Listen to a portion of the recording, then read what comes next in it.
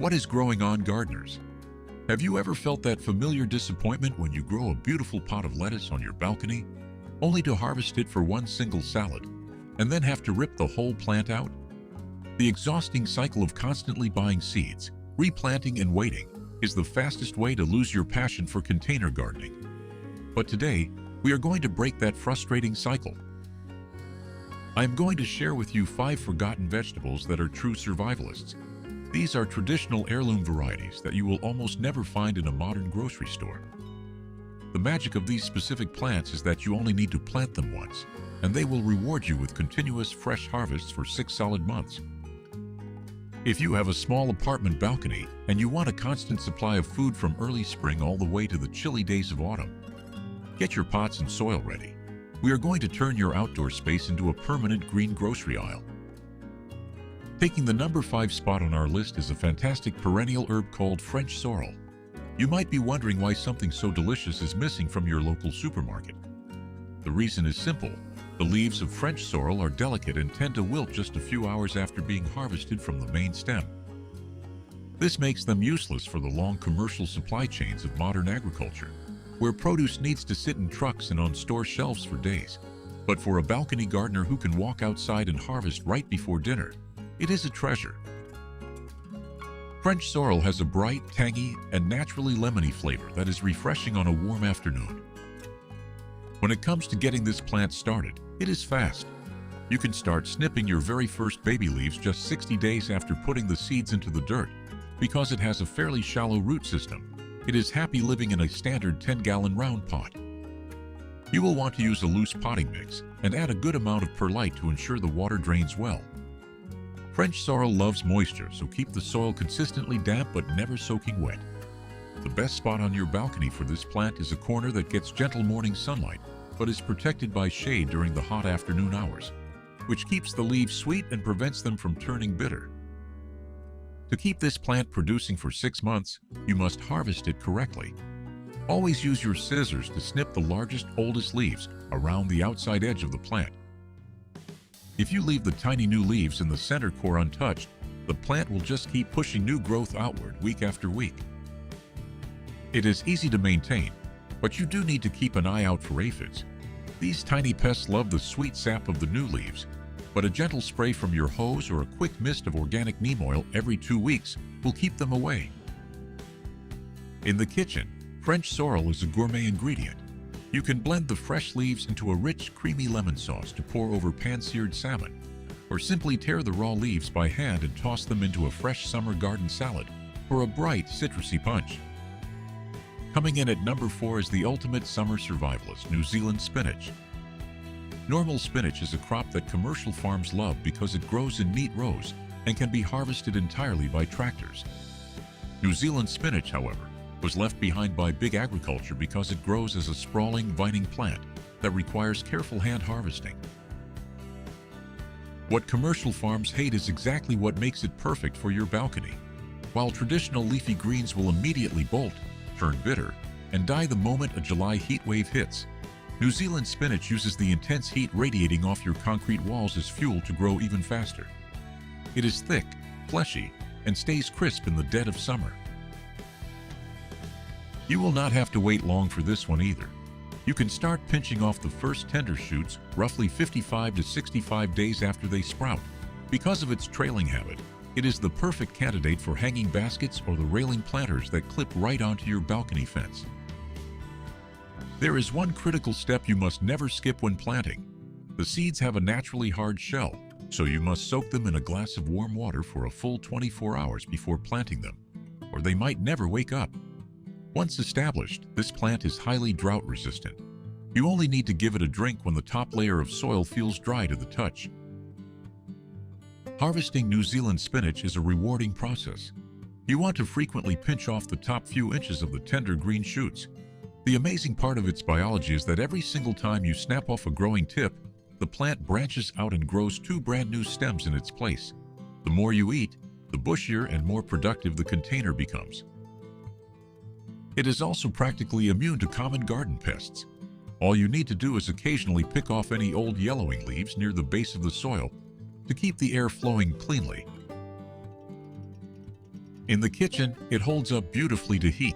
It is wonderful sautéed in a hot pan with a generous amount of butter and crushed garlic. Or you can chop it up and mix it with fresh ricotta cheese to make a stuffing for homemade pasta. Securing the number 3 spot is a visually stunning powerhouse known as Amaranth Greens. For decades, commercial farmers in the West considered amaranth to be nothing more than a stubborn weed that competed with their corn and soybean fields. Instead of recognizing its nutritional value, they simply sprayed it with herbicides. Because of this, it was largely forgotten as a staple food source. But for the urban gardener, amaranth is a miracle plant. It produces a gorgeous display of vibrant red, magenta, and green leaves that look so exotic. You could easily disguise it as an expensive ornamental houseplant to bypass strict homeowner association rules about growing vegetables on your patio. This plant is a speed demon. You will be making your first harvest in just 30 to 40 days. To support its rapid growth, you need to give it a slightly larger 15-gallon plastic container. Because amaranth grows so quickly under the hot summer sun, it gets very thirsty. You should mix a good amount of coconut coir into your potting soil to act like a sponge and hold on to moisture, and you will likely need to water it deeply every single morning during the peak of summer. Make sure you use a deep drip tray to catch the excess water. It loves the heat, so position the pot in the brightest, sunniest south-facing spot you have available. The harvesting technique for amaranth is called the cut-and-come-again method. When the plant reaches about 12 inches tall, you do not want to pick individual leaves. Instead, take a sharp pair of shears and cut the entire main stem clean off, leaving only about 4 inches of the stalk above the soil line. It sounds a bit scary, but within just 2 weeks, multiple new shoots will aggressively burst out from the remaining stem, giving you a second, third, and fourth flush of tender leaves. Your only real concern will be small green caterpillars that like to chew tiny holes in the foliage. You can pick them off by hand or drape a light piece of agricultural netting over the pot during the early spring. When you bring it into the kitchen, a quick flash in a hot wok with some sesame oil and minced garlic is all it takes. The leaves release a beautiful red juice that coats the pan, making your simple vegetable side dish look like a vibrant, high-end culinary masterpiece. Claiming the highly respected number 2 position as a true coastal survivor, see kale. This is actually the wild ancestor of our modern cabbage. It vanished from the mainstream food supply because to get the best, sweetest parts of the plant, you have to be patient and wait until its second year of life. You also have to manually block out the sun in the spring to make the shoots tender. The modern farming industry simply does not have the time for that kind of slow, careful cultivation. But for a home gardener, the wait is more than worth it. Sea kale features gorgeous, wavy blue-green leaves that are naturally covered in a thick, waxy coating. That wax acts as a protective shield, making the plant resilient against the harsh, drying winds that whip across high-rise apartment balconies. Sea kale is a long-term investment. During its first year, you will mostly just harvest a few of the outer green leaves to eat. But when spring arrives in its second year, you are rewarded with the ultimate gourmet prize. Because it has a massive, deep taproot that searches for water, you must plant it in a very tall, deep 20-gallon cylindrical container. To mimic its native beach environment, mix plenty of coarse sand and small gravel into your potting soil so the water drains almost instantly. It hates sitting in soggy mud, so always let the soil dry out slightly before you water it again. The harvesting secret for sea kale involves a classic gardening trick called blanching. In early spring, the moment you see the new shoot starting to emerge from the soil, you place a dark, solid plastic bucket directly over the plant to block out all the sunlight.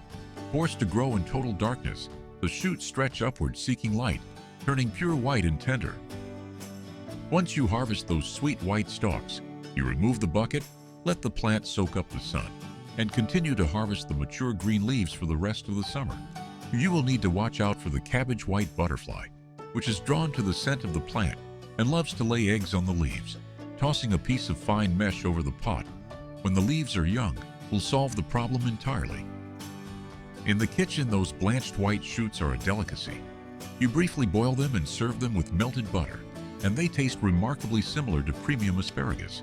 The larger green leaves are tough enough to be sliced thin and cooked down slowly in a pan with savory bacon and sweet onions for a rich, comforting meal. Taking the undisputed #1 spot for nonstop production, is one of the most fascinating plants on earth, the Egyptian walking onion. The agricultural industry abandoned this plant because of its bizarre behavior. Instead of producing normal seeds, it grows heavy clusters of tiny, fully formed onion bulbs, right at the very top of its green stalks. When those top bulbs get heavy enough, the stalk bends over, touches the ground, and the tiny onions plant themselves to start a new generation. Because they literally walk across the dirt and refuse to stay in straight rows, large tractors cannot harvest them. But this unique self-planting behavior makes them the ultimate endless food machine for a container gardener. You get a harvest fast with this plant. You can start snipping the fresh green onion stalks in just 30 days, and the unique top bulbs will be ready by the end of the summer. They are tough and survive freezing weather beautifully. The best setup is a long rectangular planter box, pushed right up against the wall of your balcony. You want to fill it with a loose potting soil, enriched with some rich organic compost. They really do not need much water at all. In fact, overwatering is the only real way to harm them, as sitting in wet soil will cause the bulbs to rot. Let the rain do most of the work, and only water them when it has been dry for days. The harvesting potential here is unmatched because you get 3 different crops from one single pot.